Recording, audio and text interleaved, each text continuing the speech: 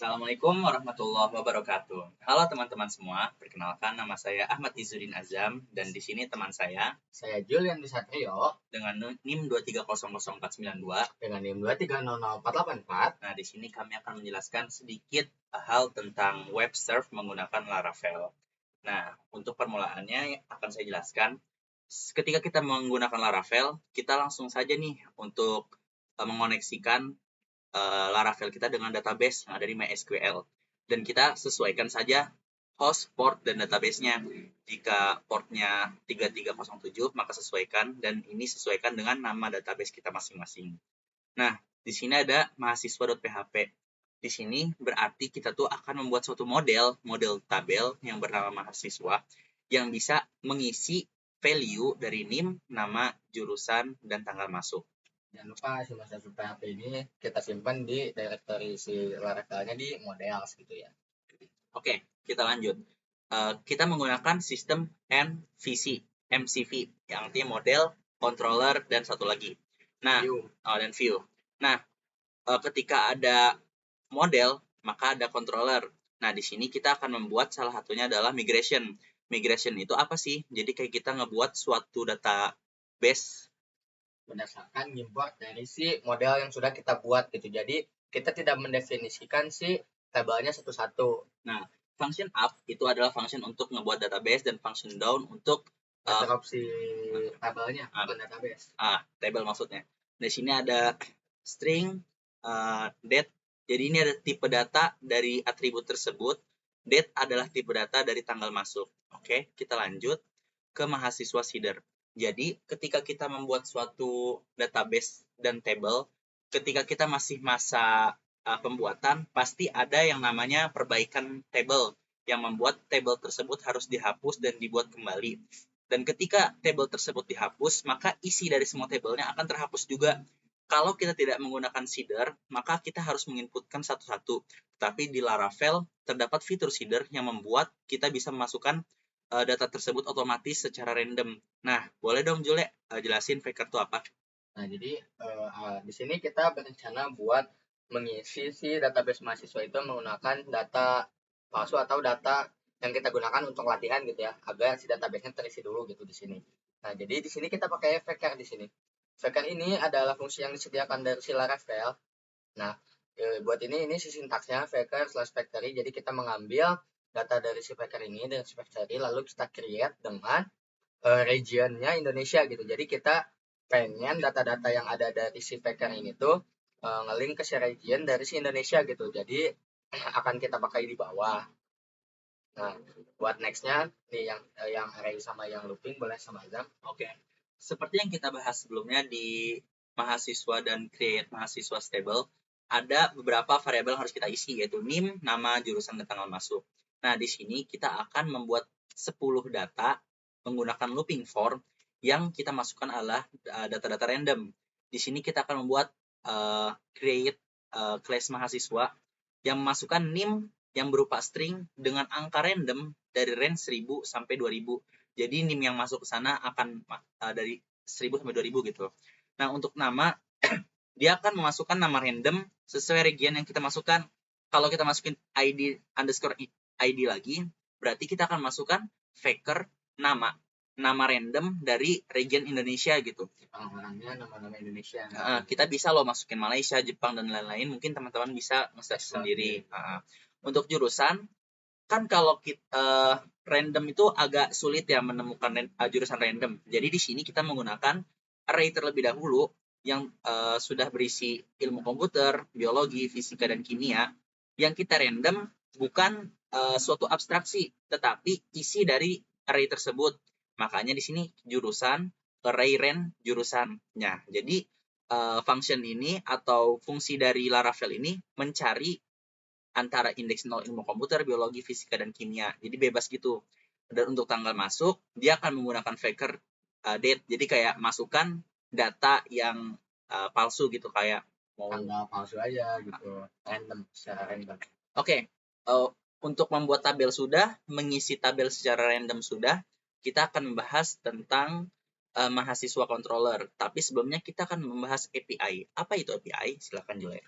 Jadi mungkin maksud di sini adalah roots gitu ya. Jadi si API ini tuh perlu rute atau pemetaan yang kita buat gitu untuk menjadikan endpoint-nya nanti gitu. Jadi si roots ini tuh berfungsi mengenerate URL yang akan diakses.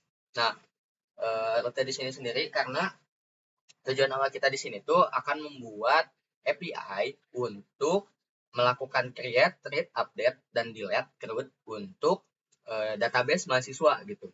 Nah, jadi di sini kita mempunyai dua root dengan metode HTTP-nya yaitu get. Yang pertama itu ini adalah rute ketika kita menjalankan API dengan nanti URL-nya hanya mahasiswa gitu. Nah, maka dia akan langsung menampilkan semua data mahasiswa. Jadi ketika kita ingin meminta semua data mahasiswa, menampilkan semua data mahasiswa, dia akan mereturn ini gitu dengan URL ini. Namun ketika kita hanya ingin menselect salah satunya saja, kita tambahkan parameter ID-nya di sini untuk menampilkan salah satunya saja, dan fungsinya juga berbeda. Ini akan dijelaskan oleh Azam nanti. Nah, untuk post sendiri ini untuk menambahkan data mahasiswa baru, URL endpoint atau si ininya masih sama, cuman metode yang digunakannya berbeda, yaitu menggunakan post.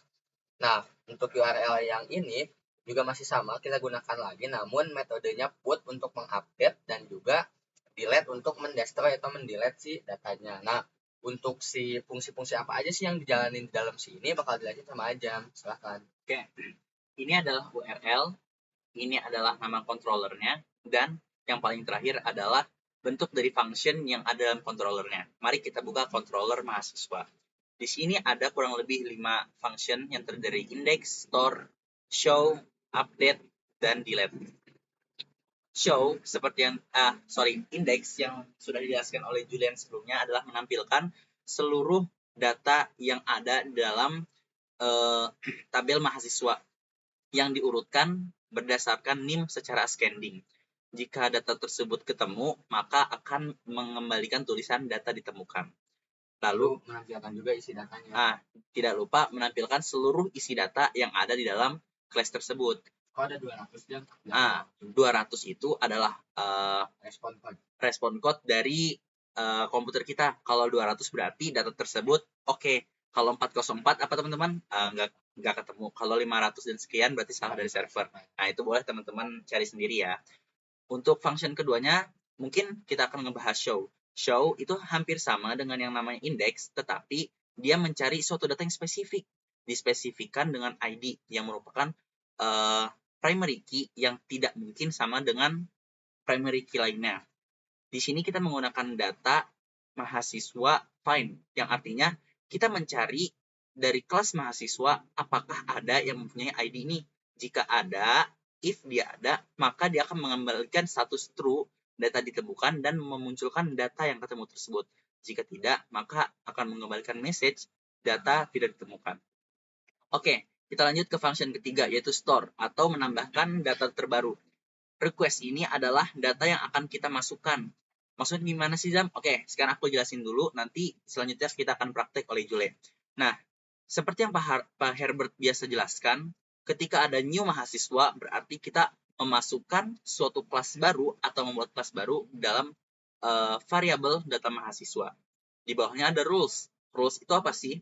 Rules itu adalah salah satu function yang variabel otomatis dari Laravel yang membuat isi dari kelas tersebut mempunyai spesifikasi tertentu yang harus terpenuhi. Seperti name, required, yang artinya harus terisi, nama harus terisi, jurusan harus terisi, dan tanggal masuk harus terisi, dan formatnya berbentuk date. Nah, seperti itu teman-teman. Untuk validator, yang artinya apakah rules yang tadi kita cantumkan di atas berjalan semua gitu. Apabila dia nggak berjalan rules-nya atau tidak memenuhi kriteria yang tertulis, maka akan memunculkan message tidak sukses memasukkan data karena format datanya tidak sesuai gitu, dan akan menampilkan error. Jika tidak, maka akan memasukkan seluruh isi dari variabel request tersebut ke dalam variabel data mahasiswa yang tadi di atas sudah dibuat menjadi suatu kelas. Nah, ketika data tersebut sudah dimasukkan semua, jangan lupa untuk nge-save data tersebut. Agar apa? Agar data tersebut masuk ke dalam table yang tadi telah kita buat. Nah, post ini untuk mengecek apakah data tersebut berhasil dimasukkan atau tidak, yang akan di return di sini. Ketika dia berhasil dimasukkan, maka sukses memasukkan data. Oke, selanjutnya show tadi sudah. Di sini kita akan bahas function update. Nah, update ini adalah mengganti data yang sudah ada sebelumnya. Jadi sama seperti store, dia membutuhkan request yang artinya dia akan memasukkan suatu data baru ke dalam. Nah, bedanya dia ada dua parameter. Dia akan memasukkan data baru ke dalam suatu data yang punya ID tertentu. Nah, kita cari dulu ID-nya. Jika dia datanya nggak ketemu, maka bilang tidak sukses nyari data, artinya datanya nggak ketemu. Yang kita mengembalikan 404, yang artinya data nggak ada, not found. Nah, di bawahnya kita sama kayak yang di atas, kita kasih rules. Terus, jika rules-nya lolos validator, maka kita akan memasukkan ini sama seperti yang di atas. Jika dia tidak ketemu, maka tidak dapat mengakses data tersebut karena tidak ketemu. Sebenarnya function ini sama seperti store tadi, tapi bedanya dia masukkan ke dalam. Nah, ini yang tadi kita bilang. Selanjutnya di save, jangan lupa ketika postnya berhasil, maka akan mengembalikan sukses mengupdate data. Dan ada function terakhir yaitu destroy, yaitu menghapus atau mendelete dari suatu data dalam table database. Nah, dia mempunyai satu parameter saja yang menunjukkan suatu data spesifik. Ketika data tersebut ketemu, maka kita akan menghapusnya dengan function delete. Ketika data tersebut tidak ketemu atau empty, maka akan mengembalikan status false dan message tidak sukses mencari data. Aduh, aku bingung nih maksudnya gimana sih dari tadi gitu. Oke, sekarang kita akan praktekkan menggunakan Postman yang akan dipandu oleh Julian. Silakan Julian. Oke, jadi di sini aku mau mempraktekkan tentang API atau interface yang udah dibuat sama Azam tadi itu fungsinya buat apa sih gitu. Nah, seperti yang aku bilang di awal, jadi tujuan dari API ini tuh adalah untuk melakukan create, read, update, dan juga delete pada database gitu. Dan sini database-nya konteksnya adalah mahasiswa. Nah, jadi ketika nanti misalkan kita membutuhkan akses root untuk satu database mahasiswa, misalkan UPI mempunyai database mahasiswa, lalu bagian-bagian unit kerjanya atau apapun yang bersangkut paut dengan mahasiswa ini tuh membutuhkan akses root ke dalam database mahasiswa, mereka tidak perlu mengakses database-nya langsung, import database-nya, namun bisa menggunakan application programming interface ini yang lebih mudah digunakan. Nah, sini aku bakal nyoba menguji si API yang sudah dibuat ini menggunakan Postman. Postman itu software untuk ngetes API. Nah, sini seperti yang bisa kita lihat gitu ya. Di sini kita punya database yang udah kita isi tadi gitu. Database si mahasiswa. Nah, kita akan mencoba melakukan create, read, update, juga delete ke si database ini. Nah, kita ke aplikasi Postman aja langsung. Nah, buat yang pertama ini apa? Nah, ini udah aku coba tadi karena aku nyobain dulu. Nah, kita tuh bakal nge-get nyobain API dengan metode get untuk endpoint yang udah kita buat tadi. Endpointnya itu yang di root. Nah ini mahasiswa. Nah ini tuh bakal tadi indeks tuh menampilkan semua si data mahasiswanya. Langsung aja kita coba jalanin.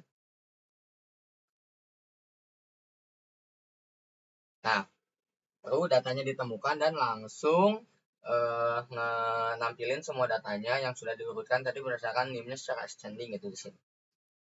Nah, sini aku mau coba yang fungsi get kedua. Get kedua itu kita beri parameter di endpoint-nya di sini, yaitu si ID. Nah, kita bakal coba untuk si ID yang 6 ini. Nah, harusnya nanti dia akan melakukan Galur Pratama dengan jurusannya ilmu komputer. Nah, kita coba aja di sini. Ini 6 ya ID-nya.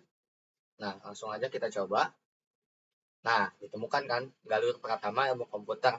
Dan ketika tadi udah ada error handlingnya juga, ketika kita emang nyari yang nggak ada, responnya akan, nah ini tidak ditemukan datanya.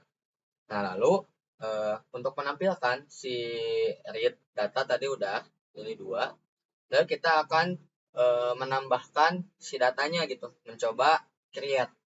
Nah, di sini aku mau coba buat nambahin data dengan NIM 1400. Nah, untuk tadi si endpoint atau si URL-nya itu masih sama, namun metode yang digunakannya adalah post gitu di sini.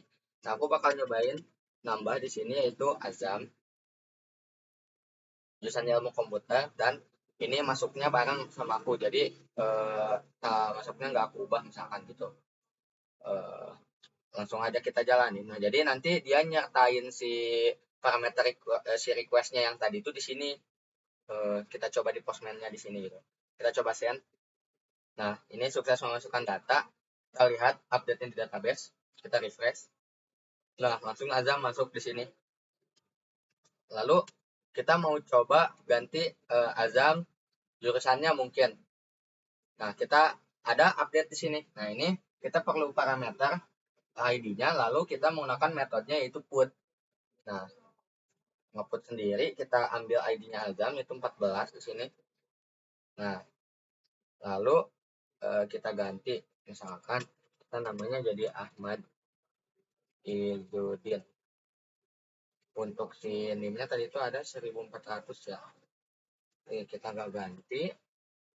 Di sini kita ganti aja jadi Telkom C2, dan ini kita lihat apakah ada perubahan. Dan ini sukses mengupdate data. Lalu kita lihat di sini, kita refresh. Nah, ini jadi Telkom C2 Ahmad Izzuddin jadinya, dan ya udah terhasil ke ini. Nah, kita lalu punya yang terakhir dengan endpoint yang sama, namun dengan metodenya delete. Kita akan coba nge-delete itu di sini. Nah, kita akan coba nge-delete Azam Ahmad Izzuddin gitu di sini. Data yang udah kita buat tadi, ID-nya itu 14, langsung aja kita jalanin delete. Nah, sukses melakukan delete data. Kita lihat aja langsung. Nah, ini berhasil kehapus gitu. Jadi, kita bisa melakukan interaksi ke si database ini tanpa akses si database-nya menggunakan media, URL, atau web gitu. Kalau kita permisalkan, kalau teman-teman masih bingung antara serve web dan client web, itu ibaratkan misalkan kita seorang pembeli di suatu restoran, itu kita disebut dengan client web. Sedangkan yang tukang dapurnya, yang tukang masak, koki, dan lain-lainnya adalah serve web. Nah, yang menghubungkan antara pembeli klien dengan server, antara pembeli dengan yang tukang masaknya adalah waiters, pembawa makanan, pelayan gitu. Nah, pelayan tersebut kalau Pak Sandika Galih dan Kang Franklin mengibaratkan itu adalah sebagai API yang kamu mau saya lakukan apa nih? Nah, kalau kita sebagai ilmu komputer misalkan kamu mau mengupdate data yang mana nih, atau kamu mau menambahkan data yang mana nih, atau menghapus data yang mana nih gitu. Jadi kita nggak harus langsung ngomong ke kokinya, tapi kita melalui seorang writers itu gitu. Yang lebih simpel dan juga lebih mudah, karena ketika memang kita tidak berurusan dengan si mesin di sini, kita tinggal hanya menginputkan misalkan atributnya doang nih, aku mau ini, tolong ini kan ke si API akan menanyakan ke server akan menjalankan permintaan kita gitu. Jadi kita mendapatkan respon lagi dari si servernya, begitu. Oke, mungkin itu saja yang bisa kami sampaikan. Semoga video kami bermanfaat bagi teman-teman semua. Saya Ahmad Izzuddin Azam. Saya Julian. Pamit undur diri. Assalamualaikum warahmatullahi wabarakatuh. Alhamdulillah.